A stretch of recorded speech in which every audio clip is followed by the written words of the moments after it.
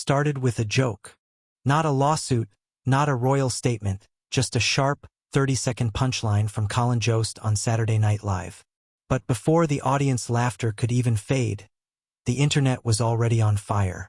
The line didn't just entertain, it reignited something Meghan Markle had tried to bury for years. The infamous yacht girl rumor.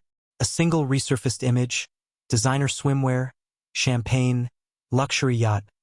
Blurry but suggestive, not clear enough to confirm, not vague enough to ignore, dropped at just the right moment. Suddenly, the joke had cracked open more than a rumor. It cracked the surface of an image Meghan had worked tirelessly to polish.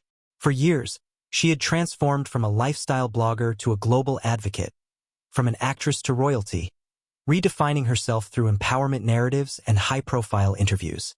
But perfection doesn't withstand scrutiny. The deeper people looked, the more cracks appeared.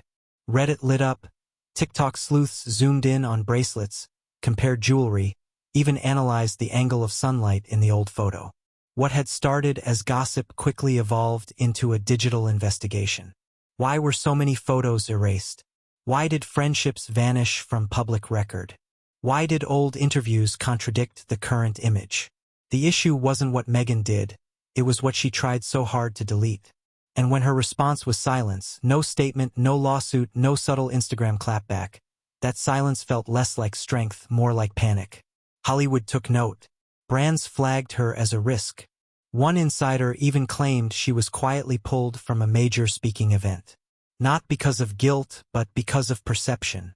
Because fame isn't judged by truth, it's judged by momentum.